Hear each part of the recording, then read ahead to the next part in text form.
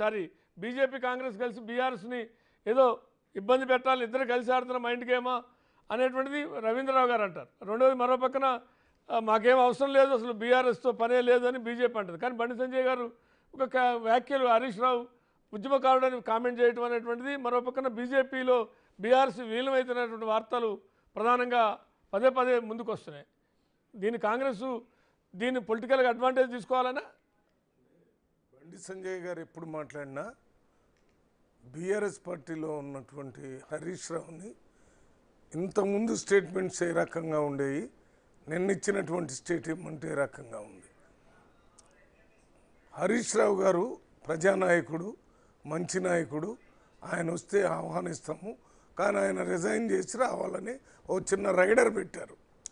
ఎందుకు ఆ రకంగా మాట్లాడారు అంటే అసలు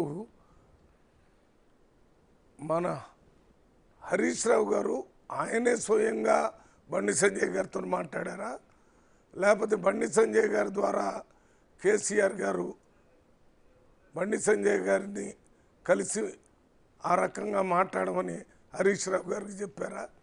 ఈ రెండు విషయాలు తెలియాలి. ఎందుకంటే ఇక్కడ బహిరంగంగా మాట్లాడారు.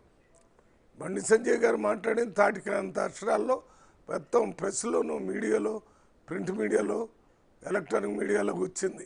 దాని గురించి చర్చ జరుగుతుంది. ఇప్పుడు కాంగ్రెస్ లేకపోతే బీఆర్ఎస్ ఇంకోళ్ళు కలిసి ఎవరినో ఇబ్బంది పెట్టాల్సిన అవసరమే లేదు. దీని మీద క్లారిటీ ఇవ్వాల్సింది నెంబర్ 1 హరీష్ రావు గారు. నేను అడగలేదు, నేను కలవలేదు, నేను బీజేపీలో కలిస్తే సమస్య లేదని వారు ఇప్పటివరకు స్టేట్మెంట్ ఇచ్చినట్టుగా ఎలక్ట్రానిక్ మీడియాలో చూడలేదు, ప్రింట్ మీడియా చెప్పా కదా నేను ఎప్పుడు పార్టీ మారినా అట్లా అనవసరమైన వార్తలు అదేమొస్తుందో రాని అది వారు చెప్పాలా. వారి తరపున బీఆర్ఎస్ పార్టీ అధ్యక్షుడు మరియు వర్కింగ్ అధ్యక్షుడు ఇద్దరు స్టేట్మెంట్లు ఇవ్వాలి. అవి లేకుండా మీరు మాలో చర్చలు పెడితే దీని ద్వారా ఏ రకమైనటువంటి వాస్తవం ప్రజల దగ్గర పోదు. నాకు డౌట్గా ఏముందంటే ఈ మధ్య కాలంలో బీఆర్ఎస్కు సంబంధించిన ఎమ్మెల్యేలు ఒకరి తర్వాత ఒకరు పార్టీ వదిలిపెట్టి కాంగ్రెస్ పార్టీలో చేరుతూ ఉన్న సందర్భంగా దీన్ని ఆపు చేయడానికి కేసీఆర్ గారు, హరీష్ రావు గారు, కేటీఆర్ గారు కలిసి మన పార్టీని బీజేపీతో కలిపేస్తే మనకి ఈ రకంగా పోకుండా ఉంటారనేటటువంటి ఏమన్నా ప్రణాళికను తయారు చేసి దానికి హరీష్ రావు గారిని రాయబారం పంపారేమో అని నేను అనుకుంటున్నాను. శ్రీకృష్ణ రాయబారం లాగా శ్రీకృష్ణుడు గొప్పవాడే కానీ రాయబారానికి వచ్చింది కాబట్టి అన్నయ్య ఆ రోజు చెప్పినట్టుగా ఇప్పుడు హరీష్ రావు గారు గొప్ప వ్యక్తి, ఆయన మంచి ప్రజానాయకుడు, ఆయన మీద ఏ రకమైనటువంటి ఆరోపణలు లేవు, ఆయన కాంగ్రెస్ బీజేపీలోకి వస్తే మేము చేర్చుకుంటాము, ఒకటి చిన్న ఇదేంటంటే రిజైన్ చేసి వస్తే చేర్చుకుంటాము అని చెప్పాడు.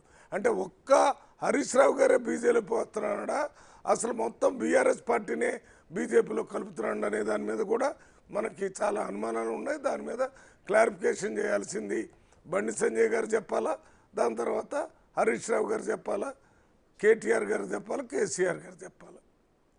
రైట్. గౌరీ గారు ఇక్కడ ఒక అంశం ఏంటంటే